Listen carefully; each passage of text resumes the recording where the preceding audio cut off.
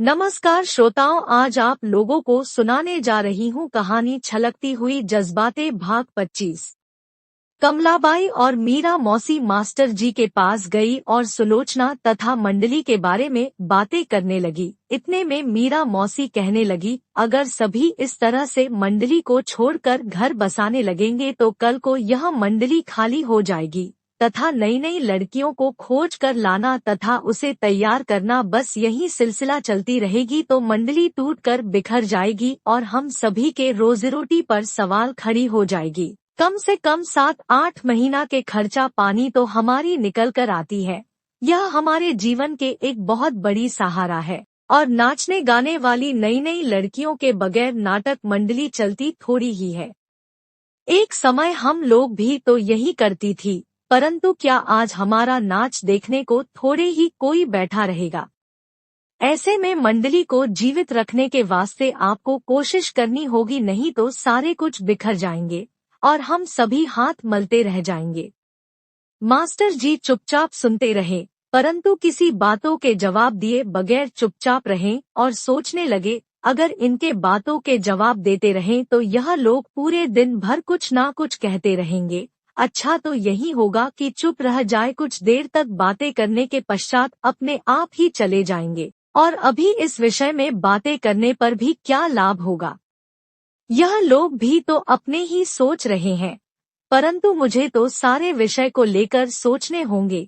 अगर भाई साहब जीवित रहते तो मुझे तो चिंता करने की जरूरत भी नहीं होती, परंतु एक तरफ भाई साहब को दिए हुए वचन और दूसरी तरफ इन बच्चों के भविष्य। अगर यह लोग लड़के होते तो कोई बात नहीं था, शादी करवा देते और उसके पत्नी को भी मंडली में शामिल कर लेते, परंतु लड़कियां हैं।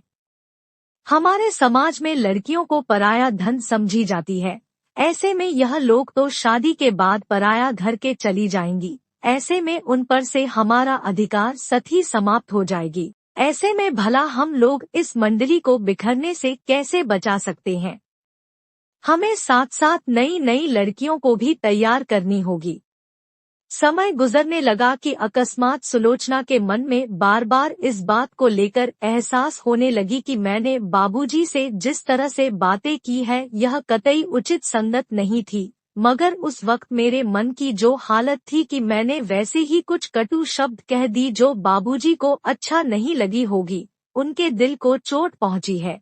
पता नहीं मुझे लेकर कैसी कैसी बातें सोच रहे होंगे। मुझे ऐसा कहना उचित नहीं हुई। अब मुझे ऐसा करना चाहिए कि बाबूजी से मिलकर उनसे क्षमा मांग ली जाए, ताकि उनके मन में मेरे प्रति जमी नाराजगी के घने बादल धीरे धीरे छंट जाएं। ऐसे में मेले से वापस लौटने के पश्चात सुलोचना मन में दुविधा लेकर मास्टर जी के कमरे में चली गई। मास्टर जी अपने विस्तार पर बैठे किताब पढ़ रहे थे कि इतने में सुलोचना दरवाजे पर खड़ी धीरे से पर्दा हटाकर कहने लगी, बाबूजी मैं आ जाऊं। अपने चश्मा उतार कर देखते हुए धीरे से कहने लगे, आओ बेटा क्या बात है। सुलोचना अपने सिर झुकाए हुए धीरे से प्रवेश करती हुई धीमी लफ्जों में कहती है, बाबूजी मैंने सुबह के समय कुछ अधिक कह डाली, शायद मुझे ऐसी बातें नहीं कहनी चाहिए थी, मगर मैं अपने आप को रोक ना सकी। आप मुझे क्षमा कर दीजिए। मुझे बाद में एहसास हुई कि आप मेरे पिताजी हैं। इसमें कोई दो राय नहीं है कि आप सर्वदा मेरी कल्याण ही चाहेंगे, मगर वह समय ही कुछ ऐसी थी कि भावनाओं में आकर मैं अपने आप को रोक ना सकी। मुझे क्षमा कर दीजिएगा। कहते हुए सुलोचना बाबूजी के प्यार छू लेती है। मास्टर जी भी बगैर कुछ कहे सुलोचना के माथे पर हाथ रखकर अपनी एहसासों को व्यक्त करने लगे। समय के साथ साथ एक तरफ जहां मोहन तथा सुलोचना के मन में भय व्याप्त होती जा रही है कि मेला खत्म होने के साथ साथ सुलोचना के नाटक मंडली को सुल्तानपुर से विदा लेनी होगी, वहीं सभी के मन में चिंता सताने लगी कि जब तक कि कोई नई जगह पर कोई कार्यक्रम शुरू नहीं होगी तब तक यूं ही घर पर खाली हाथ बैठे रहने होंगे। वैसे तो सबसे बड़ी बात है कि मोहन और सुलोचना को एक दूसरे से बिछड़ने होंगे। ऐसे में मोहन भी अपने ही मन में तरह तरह के भावनाओं में रहता है ताकि अगर यहाँ पर नजदीक के किसी जगह पर कोई कार्यक्रम दिखाने को मौका मिलते तो सुलोचना कुछ दिन तक और यहाँ पर रह जाती और आपसी मिलमिलाप की सिलसिला बनी रहती, दोनों के मन में खुशियाँ होती। मोहन बहुत से बातें सोचता है।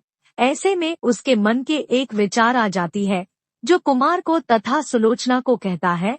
ऐसे में कुमार को जब मोहन के प्रस्ताव अच्छा लगा तो वह मोहन को लेकर मास्टर जी के पास चला गया और आपस में चर्चा करने पर मास्टर जी कहने लगे, यह प्रस्ताव तो अच्छा है, मगर क्या इस तरह के प्रस्ताव पर जमींदार जी राजी होंगे? जवाब में मोहन कहता है, एक बार उनको कहने से भला कोई अपराध थोड़ी ही होगी, अगर उनको बात समझ में आ गई तो जरूर काम बन सकती है।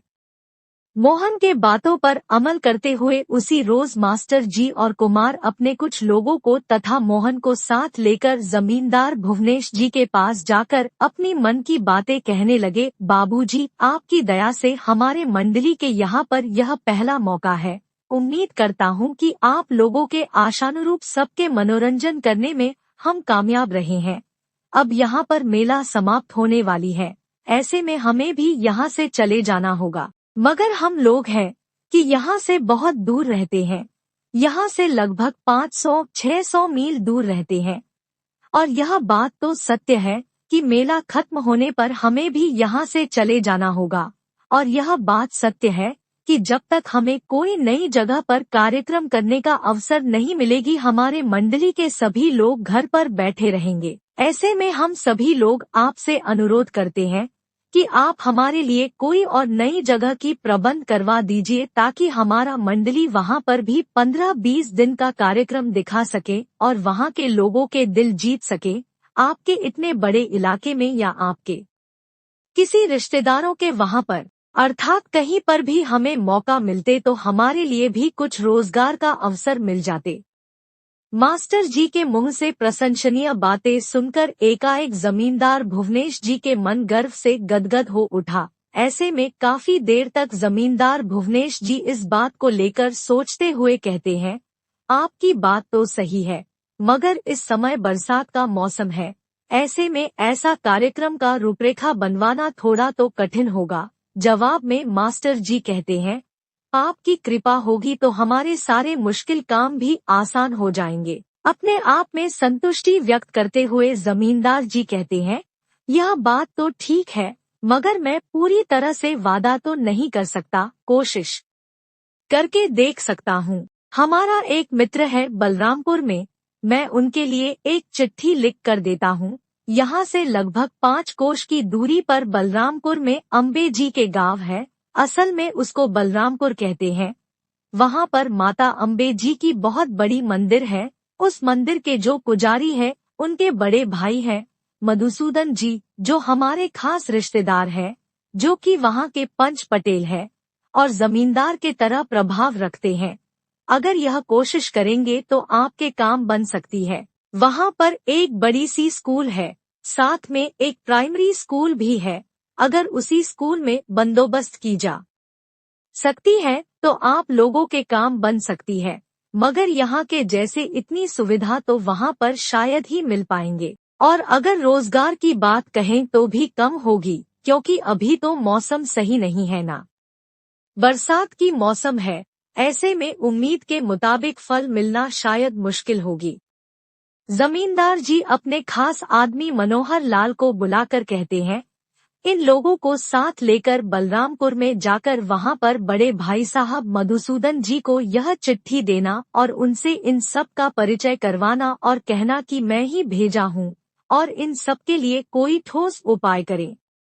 मास्टर जी तथा उनके विशेष सहकर्मी सुभाष जी और मनोहर लाल को लेकर मोहन अपनी नाव में बिठाकर बलरामपुर गांव में पहुंचा। वहां पर नदी किनारे नाव को जमा कर मोहन उन सभी के साथ अम्बे जी की मंदिर में पहुंचे। वहां के पुजारी जी से मिलने के बाद उनके बड़े भाई मधुसूदन जी से मिलने को चले गए। वहां पहुंचकर मनोहर लाल जी जब मधुसूदन जी से सबको मिलाया तो पटेल जी की तरफ से उनके आदर सत्कार करने की प्रबंध की गई। ऐसे में मधुसूदन जी ने चिट्ठी को पढ़कर कुछ देर के लिए मौन रहकर सोचने लगे, फिर कहने लगे, यहाँ पर आप लोग क्या और किस प्रकार के कार्यक्रम करना चाहते हो? जवाब में मास्टर जी अपनी तरफ से सारी बातें समझाने पर मधुसूदन जी राजी हो गए, मगर कहने लगे, मास्टर जी, हमें इन सब विषय में कोई ज्ञान नहीं है। हमारे तरफ से आप लोगों के रहने की बंदोबस्त हम लोग कर देंगे। हमारे पास 2 स्कूल है, उसमें से कुछ कक्षाएं आप लोगों को दे देंगे, ताकि आप लोगों के रहने की प्रबंध हो जाएगी। बाकी सारे बंदोबस्त आप लोगों को ही करना होगा। आप लोग जब तक रहेंगे आपके खान पान की जिम्मेदारी भी मेरी रहेगी, मगर आप लोग किस तरह से टिकट वगैरह बिक्री करोगे यह सब आपके ऊपर है। मैं उस पर किसी भी तरह का हस्तक्षेप नहीं करूंगा। यह मान लीजिए कि आप लोगों के महीना भर के रहने और खाने पीने की जिम्मेदारी सब मेरे ऊपर है। समाप्त। कहानी के अगले भाग के लिए हमारे साथ बने रहिए। धन्यवाद।